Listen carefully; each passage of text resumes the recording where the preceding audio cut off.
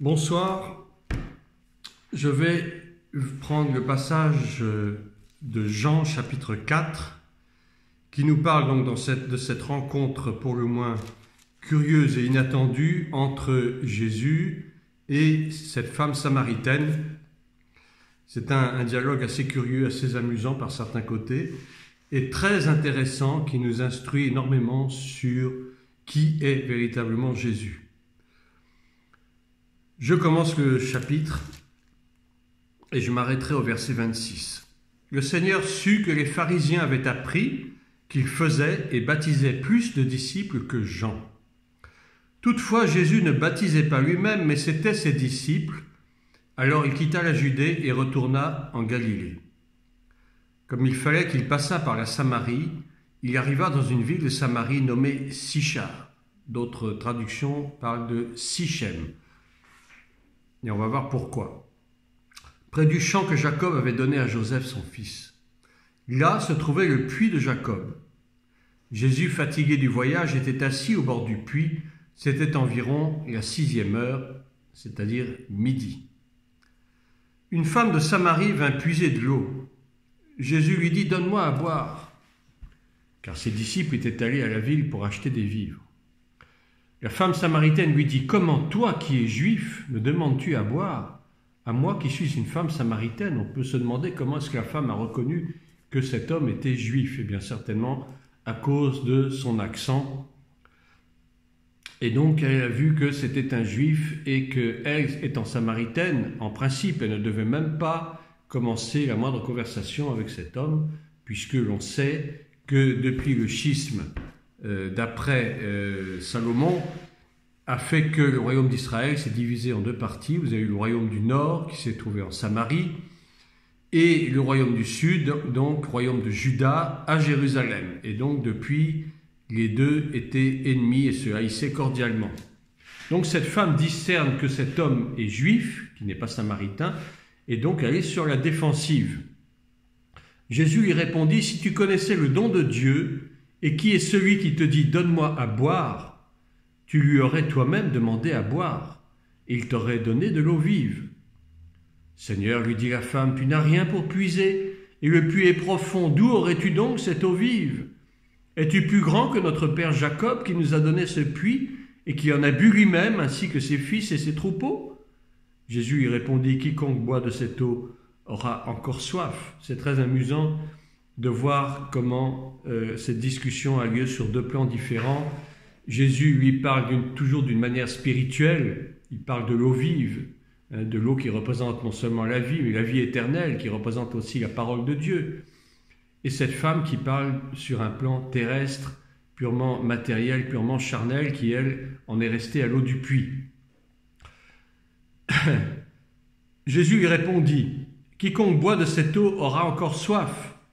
Mais celui qui boira de l'eau que je lui donnerai n'aura jamais soif, et l'eau que je lui donnerai deviendra en lui une source d'eau qui jaillira jusque dans la vie éternelle. » La femme lui dit « Seigneur, donne-moi cette eau, afin que je n'ai plus soif et que je ne vienne plus puiser ici. » Voilà, toujours le plan matériel. La femme continue à parler de l'eau terrestre, alors que Jésus lui parle de l'eau céleste, de l'eau divine. « Va, lui dit Jésus, appelle ton mari et viens ici. » La femme répondit, « Je n'ai point de mari. » Jésus lui dit, « Tu as eu raison de dire, je n'ai point de mari, car tu as eu 5 maris. Et celui que tu as maintenant n'est pas ton mari. En cela tu as dit vrai. » « Seigneur, lui dit la femme, je vois que tu es prophète. Nos pères ont adoré sur cette montagne, et vous dites, vous, que le lieu où il faut adorer est à Jérusalem. » Vous voyez, elle change de conversation. « Femme, lui dit Jésus, crois-moi, l'heure vient où ce ne sera ni sur cette montagne ni à Jérusalem que vous adorerez le Père. Vous adorez ce que vous ne connaissez pas. » Effectivement, ils adoraient des idoles. « Nous adorons ce que nous connaissons, car le salut vient des Juifs. Mais l'heure vient, et elle est déjà venue, où les vrais adorateurs adoreront le Père en esprit et en vérité, car ce sont là les adorateurs que le Père demande. Dieu est esprit, et il faut que ceux qui l'adorent en esprit et en vérité. » La femme lui dit « Je sais que le Messie doit venir, celui qu'on appelle Christ. » Messie, Christ, ça veut dire celui qui est oint. Messia, Machia, en hébreu c'est celui qui est loin. Quand il sera venu, il nous annoncera toutes choses.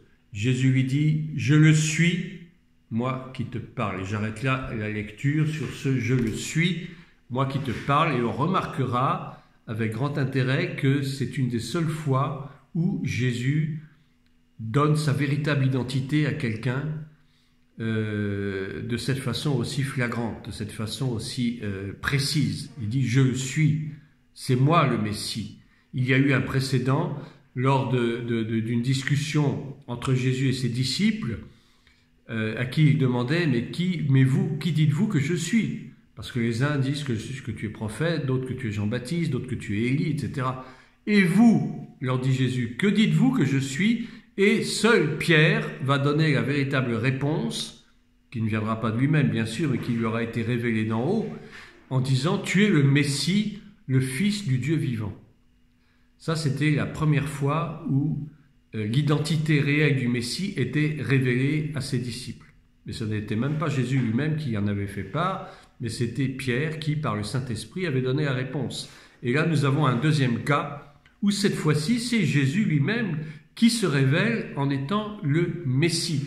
Et le « je suis » est intéressant parce qu'il est à rapprocher, bien sûr, du « je suis » que Dieu va donner comme réponse à Moïse, qui l'interroge là où il trouve le buisson qui ne se consume pas. Et là, il y a tout un symbole. Et il demande à cette voix qui lui parle, il dit « Mais toi, qui es-tu » Et Dieu lui répond « Je suis celui qui suis, je suis qui je suis ». En hébreu, c'est « Eiye Asher Eiye », c'est-à-dire je n'ai pas de passé, je n'ai pas de présent, je n'ai pas de futur. Je suis celui qui est de toute éternité, jusque dans l'éternité, je suis l'Éternel, tout simplement. C'est la réponse que Dieu a faite à Moïse. Et donc ce « je suis » que Dieu a donné comme réponse à Moïse est à rapprocher, bien entendu, du « je suis » que Jésus donne à la Samaritaine comme réponse. Il lui révèle vraiment qui il est.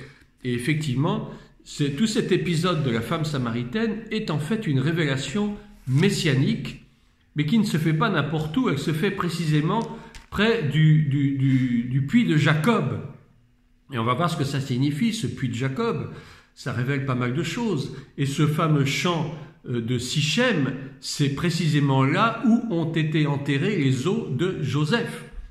Et il faut bien se souvenir que Jésus lui-même est issu de la descendance de Joseph, donc de la descendance de Jacob, donc de la descendance d'Abraham, selon les généalogies que nous trouvons en Matthieu notamment. Jésus est issu de la race d'Abraham, qui a donné donc naissance à Isaac, qui a lui-même donné naissance à Jacob, etc., jusqu'à Joseph. Et Joseph même est un type de Christ, parce qu'on a vu que Joseph avait été rejeté, détesté par ses frères, qu'il surnommait le faiseur de songes. Joseph a été haï, méprisé. Il est passé par des tribulations terribles, mais Dieu l'a souverainement élevé, puisqu'on retrouve Joseph au sommet du gouvernement de Pharaon, puisqu'il devient son intendant principal. Donc vous voyez qu'il y a une similitude entre Joseph et Christ. Et ce n'est pas par hasard qu'a lieu cette rencontre de la femme samaritaine avec Christ lui-même, précisément dans cet endroit de Sichem, puisqu'il s'agit en fait donc d'un endroit, je dirais, symbolique, mais qui est hautement significatif comme étant un lieu de révélation messianique. Et on va petit à petit, Jésus qui se révèle donc à la femme samaritaine, en lui disant qu'il est le Messie, tout cela nous permet de penser qu'on entre véritablement, à partir de ce moment-là, dans une ère messianique. On n'est plus dans l'ancienne alliance pratiquement.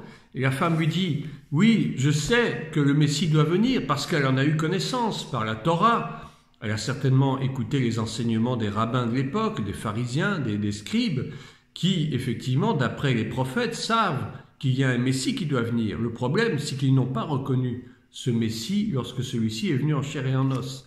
Et donc la femme est dans l'expectative, quelque part, de ce Messie qu'elle attend, qu'elle ne connaît pas. Et voilà que Jésus se révèle lui-même, directement, sans aucun détour, à cette femme qu'il ne connaît pas, et qui est une parfaite inconnue pour lui, mais ce n'est pas par hasard. Ce n'est pas par hasard parce que ça s'est produit précisément dans ce lieu où il y a un précédent historique, et je dirais presque familial, du fait que Joseph a été enterré dans ce lieu, et on sait, comme je vous l'ai dit tout à l'heure, que Jésus est issu de cette même lignée, de cette même famille. Mais maintenant, je voudrais attirer votre attention un petit peu sur ce fameux puits de Jacob. Le puits de Jacob, symboliquement, ça représente notre ignorance par rapport à qui est véritablement notre Dieu, qui est véritablement le Messie. Et ce puits de Jacob, en fait, il est très profond et il est certainement, il y a de l'eau qui est dedans depuis très longtemps certainement, et qui est un peu stagnante, une eau un peu stagnante, comme un peu notre vie qui est stagnante lorsqu'elle n'est pas dirigée par Christ. Et or, Jésus est venu justement pour nous donner une nouvelle connaissance de Dieu, une nouvelle connaissance de qui est le Père, qui se donne à tous ceux qui le cherchent avec sincérité. Et Jésus est venu pour annoncer à cette femme samaritaine, que Dieu se manifeste à travers lui, à travers Jésus-Christ, que autrefois il s'est manifesté à travers les prophètes, mais que maintenant ce temps est révolu et que c'est maintenant Jésus lui-même qui se révèle lui-même. Il n'a plus besoin de prophètes pour se manifester lui-même en tant que Messie, en tant que Sauveur, en tant que Dieu et Fils de Dieu. Et donc Jésus, par là même, est venu apporter cette connaissance à cette femme qui était dans l'expectative, mais qui ne connaissait pas réellement qui était le Christ, et voilà que ce Christ se manifeste pleinement en chair devant cette femme. Concernant l'eau, il parle de l'eau vive, effectivement. La femme, elle parle de l'eau qui se trouve dans le puits, puisque elle parle d'un point de vue terrestre, d'un point de vue charnel, elle parle de l'eau que l'on boit tous les jours, cette eau qui est indispensable à la vie, certes, mais Jésus lui-même parle de l'eau vive, c'est-à-dire de l'eau spirituelle qui est cette eau d'en haut que l'on trouve dans la Genèse, dans la création. Il y a de l'eau en haut, alors lorsque Dieu a séparé les eaux d'en haut et les eaux d'en bas, et qu'au milieu se trouve l'étendue qu'il a appelée ciel, eh bien les eaux d'en haut représentent les eaux divines, les eaux qui sont les eaux du baptême par exemple, qui nous permettent de naître de nouveau, de devenir de nouvelles créatures. Et on a les eaux terrestres qui sont les eaux, les eaux que nous utilisons tous les jours et qui ne sont pas des eaux spirituelles. Nous avons l'exemple des bébés dans le ventre maternel, c'est-à-dire dans la matrice maternelle, qui sont entourés d'eau. Tout ça veut dire quelque chose. L'eau est indispensable à la vie, mais l'eau que propose Jésus à cette femme samaritaine n'est plus du tout l'eau terrestre, l'eau d'en bas, mais il lui propose l'eau d'en haut, l'eau qui vient du ciel, l'eau divine qui va jaillir jusque dans la vie éternelle, jusque dans l'éternité. Et ça, c'est un appel à l'évangélisation, c'est un appel à faire des disciples. Et d'ailleurs, la femme va tout de suite comprendre, après cette discussion avec Jésus, va tout de suite comprendre, puisqu'elle va partir immédiatement pour aller annoncer qu'elle a rencontré cet homme qui se dit être le Christ, et elle croit effectivement que cet homme est le Christ, parce que, d'une part, il lui a révélé ce qui était caché dans sa vie, c'est-à-dire le fait qu'elle vivait avec un homme sans être mariée, et qu'elle avait eu auparavant 5 maris, et donc Jésus, en tant que prophète, s'est révélé à cette femme, il s'est révélé également en tant que Messie. Vous voyez, sur les deux aspects, cette femme a cru qu'elle avait vraiment affaire au Messie, au Fils de Dieu, et donc elle a commencé à aller évangéliser, à annoncer, puisque on dit qu'au verset 28, « La femme ayant laissé sa cruche s'en alla dans la ville et dit aux gens, « Venez voir un homme qui m'a dit tout ce que j'ai fait, ne serait-ce point le Christ ?» Ils sortirent de la ville et ils vinrent vers lui. Donc la femme a reçu la révélation, elle a accepté cette révélation et elle s'est empressée d'aller l'annoncer à tout le monde dans la ville. Voilà, c'était mon point de vue personnel sur ce passage qui est très intéressant. D'une part parce qu'on voit que Jésus se révèle en tant que Christ à une femme, et je vous ai dit au début que c'était un des seuls cas où Jésus se révèle pleinement à travers l'Évangile, et que deuxièmement, la scène se passe dans un endroit qui est hautement symbolique, hautement messianique, puisqu'il y a eu historiquement des choses qui se sont passées et qui nous prouvent que, effectivement, des choses spirituellement qui se sont passées, puisqu'il y a eu ces os de Joseph qui ont été enterrés, et ce n'est pas donc par hasard que Jésus a eu cette intervention divine avec cette femme. Je vous laisse sur cette réflexion. Bonne soirée et à bientôt.